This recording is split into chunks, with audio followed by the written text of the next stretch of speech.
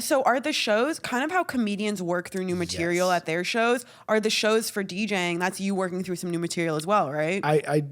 I got excited because I feel the same way. I listen to a lot of comedy podcasts with comedians on it. Yeah. And I also love going and seeing comedy because it's the same thing that we do. Like I've bombed on stage many times. You try a song, you try a mix and you bomb. Like there's these things where you're constantly failing in front of a crowd, but then it helps define your set. Like I'll start out, let's say at the start of the summer with like a new set, new music, new mixes, all of this stuff.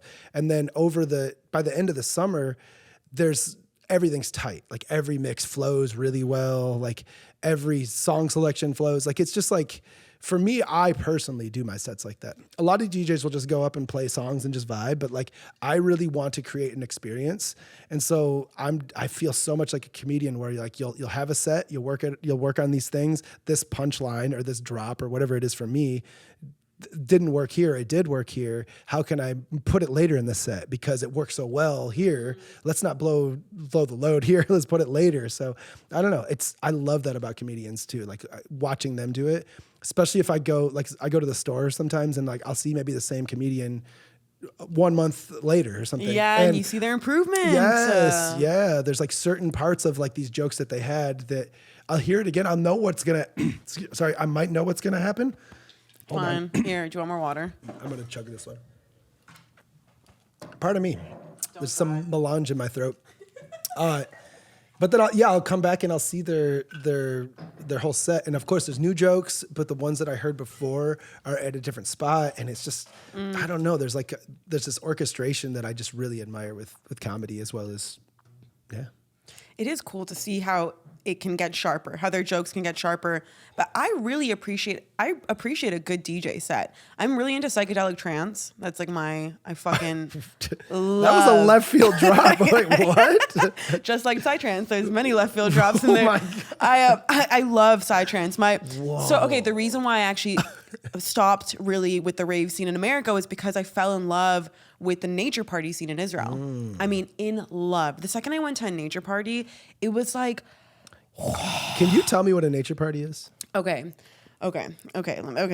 So a nature party, they have them in Australia, they have them in South Africa, they have them in many, many places, but it's a psychedelic party in the middle of wherever.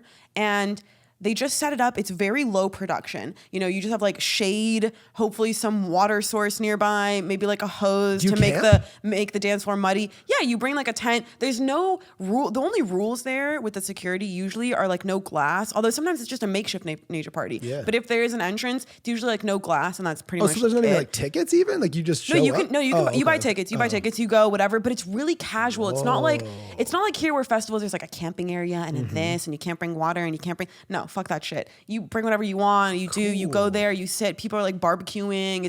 It's tons of fun. It's so much fun. And it's more of like an acidy type event, if you will, or like a psychedelic situation. Although you can do MD there. It's so much fun. Or you can be sober. Yeah. I've been at nature parties sober loads. Cool. I don't recommend drinking too much alcohol because it's always so hot. Yeah. But my friends do get very fucked. If you can handle your liquor, you can. Yeah. But it's so much fun, and the music is 24/7. There's no schedule. It doesn't stop. So the DJs keep going. So no matter what, there's always music playing. Sometimes it's only a 24-hour party. Sometimes it's a few days. But there is no like the stage is not live, right? There's no nighttime. Yeah. It's just constant. And you can put your tent right next to the fucking stage if you want to. Like wherever you want. And there's different types. There's nature parties that have been at water parks, which are crazy fun. Sick. So you go down these like rides that have these rainbow glowy lights in them, and you're like, oh my God, slides out of this world. So much fun. But psychedelic trance, the thing for me that I connect so much to the music is that it's such a guttural feeling. Mm-hmm. Like when you're there and you're dancing, they call the dancing at nature parties digging. I forget what the Hebrew word is, but the idea is to dig. You're there in the dirt and you're literally trying to dig a hole into the ground essentially with your feet. It's conceptual, obviously, but you are literally doing that. And it's so aggressive and like just free and fun. And it kind of rids a lot of the, I guess like, in Israel, there's so many issues, right? So when you're going to party, you're going to fucking party. Yeah. Escape. If you want to go for a retreat somewhere and do like an emotional circle, they have those, but that's not a nature party. A nature party is fun. You're not going to take drugs in order to like heal yourself and, you know, learn all this shit. You're going there to have so much fun, to release all your energy, to get it all out. And there is no fest attire. The attire is like shreds. Yeah. That is shreds and like multi-purpose fucking fanny packs with like 10 pockets. And just like, it looked like, I can't even explain, just literal. So it's so much fun. And it's so, to me, it's just so raw and authentic. And there's something that is not replicated when I go into a rave here with like, you know, armbands full of candy that I've been building for like the last like 3 months. And it's fun, don't get me wrong, but it's so not the same. Yeah, it's just a totally different dynamic. Yeah.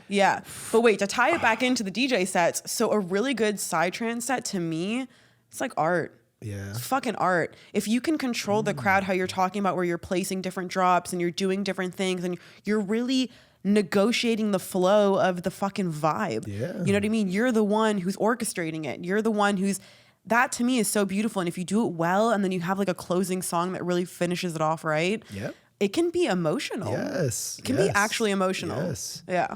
That's wow. So anyways, that was a lot. I'm lost. Monologue. In the best way. That's I love that you've connected to music like that. Like you've had these moments that are like that. They're almost spiritual in a way. Like, oh, yeah.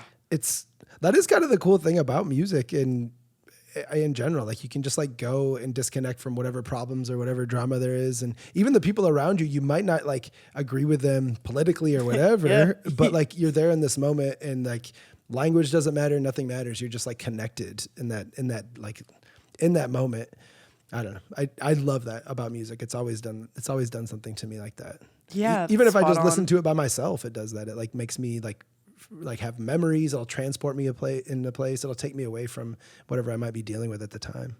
Yeah. Have you found a nature party here?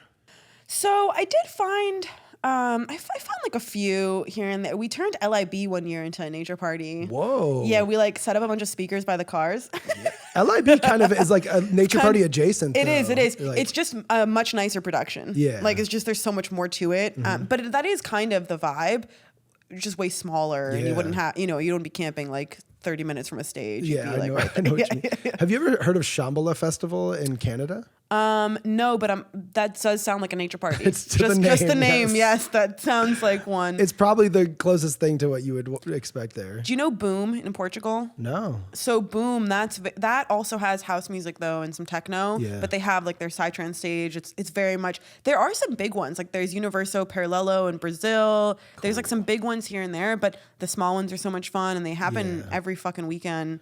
But I really connect to that music. There's something about it. It's hard to explain, but the same, I would say I can appreciate like a really good techno and house set as well. Yeah. Really well. Also a trap set. Like just if the set is really good, I resonate. Yeah, of course. Yeah. Especially if they can get the crowd going. Yep. Because it's hard. Part of I don't know, I've said this before and it's kind of corny, I guess, but like the crowd is definitely like a factor in my shows. Like I might play a song that gets them to give an energy off, but then like I feed off of their energy. It's like this reciprocal thing that's happening. Like they're just as much as part of the show as me. Like I know that maybe I'm the conductor up there, but like I need their energy just as much as they need me to give it out, I guess, or give them some.